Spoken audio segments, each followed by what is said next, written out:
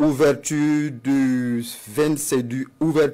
la 29e édition du FESPACO, une cérémonie où les deux chefs d'État, le chef d'État du Burkina et le chef d'État du Tchad ont ensemble lancé officiellement cette 29e édition pour célébrer les hauts faits du cinéma africain sur le thème cinéma d'Afrique et identité culturelle. Le point de la cérémonie avec Nyar Kiteda.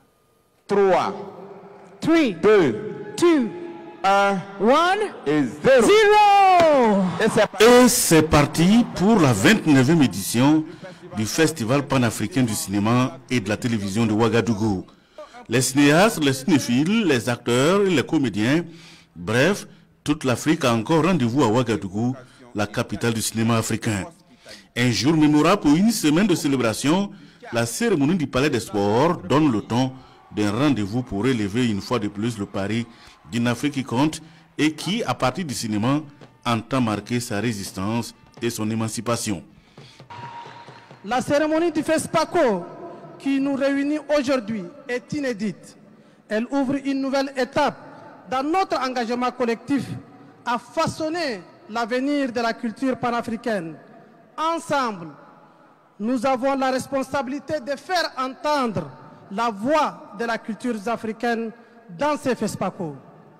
Et le Tchad est fier, en tant qu'invité d'honneur de cette édition, d'associer sa voix et celle des autres pour célébrer ensemble nos valeurs culturelles, mais aussi pour assurer la défense de notre souveraineté culturelle face aux multiples menaces qui pèsent sur elle. L'édition 2025 du FESPACO célèbre les hauts faits du cinéma africain et questionne toute la société du continent, d'où le thème cinéma africain et identité culturelle.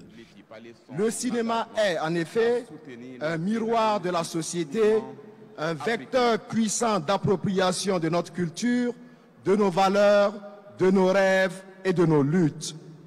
Il nous permet de raconter nos histoires, de partager nos réalités, de mettre en lumière nos traditions pour mieux faire face aux grands défis de notre temps.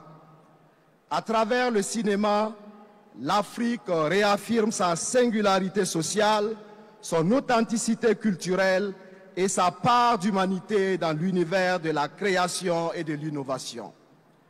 Le cinéma africain, loin d'être une simple représentation de la réalité, est un moyen de résistance, une preuve de résilience et un symbole fort d'émancipation.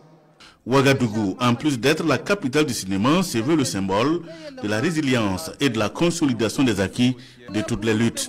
C'est pourquoi les intervenants à la cérémonie d'ouverture invitent les acteurs du 7e art à une réflexion profonde afin de faire effectivement du FESPACO la vitrine du cinéma africain au service des identités culturelles du continent.